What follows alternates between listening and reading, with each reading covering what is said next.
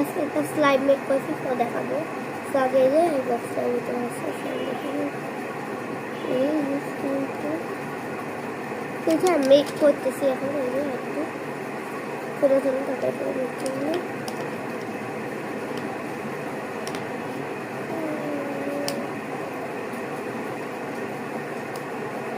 আর এই টাইপের স্লাইমগুলো মেক করতে অনেক সময় লাগে, না হয় 2 ঘন্টা ধরে বসে আছি। আমি 2টা স্লাইম বানাইছি, এটা হচ্ছে যে এইটা একটা, আর একটা হচ্ছে যে স্লাইম থেকে না যে আর কি জানো একটা ইউটিউব দেখে টিউটোরিয়াল দেখে বানাইছি। এটা হচ্ছে দ্বিগুণের মধ্যে রিঅ্যাক্টরস, এটা টিপে আছে, এটা পরে দেখো।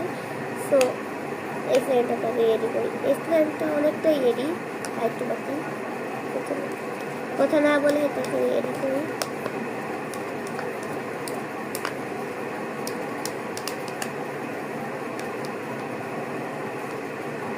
আমার পিছনে ব্যাকগ্রাউন্ড একটু তোমরা ইগনোর করো, কারণ খুবই বাজে অবস্থা।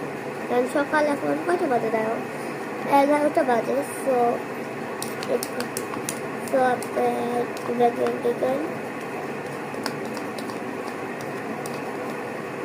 এখন আমার এই পরিষ্কার হাতটাকে আমি হাত দিব। আসলে এটা যখন পেটে গেছে, এই যে চামচটা যখন পেটে গেছে, এই যে চামচকে লাগাচ্ছে, যখন পেটে গেছে। আর এই যে 2 প্যাকেট ক্লে, এই ক্লেগুলো দিয়ে বানাইছে, অনেক সুন্দর হয়েছে। এইটুক বক্স জানি না আসবে কিনা, আগে একটু বানায় আসছি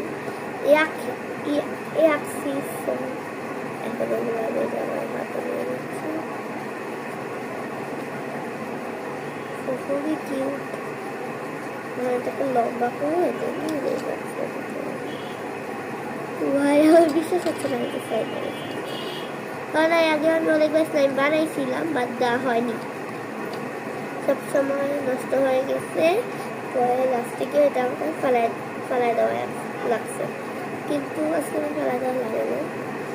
আমি প্রথমত বুঝলাম যে হার্ড ক্লে দিয়ে কখনোই স্লাইম মেক করা পসিবল না। তৃতীয়ত বুঝলাম হার্ড ক্লে পানির ভিতরে ক্লেটাকে মিলে ডুবিয়ে রাখতে হবে। চতুর্থত বুঝলাম আমি ক্লে ক্লেটা সফট হইতে হবে, ক্লেটাকে আমি পানির সাথে মিক্স করে দেই, সেখানে ফেলে দিতে হবে। তো এখানে ক্লেটা পরিষ্কার করে তারপরে আমি বলে দিচ্ছি কি দিয়ে বানাইছি টিউটোরিয়ালটা।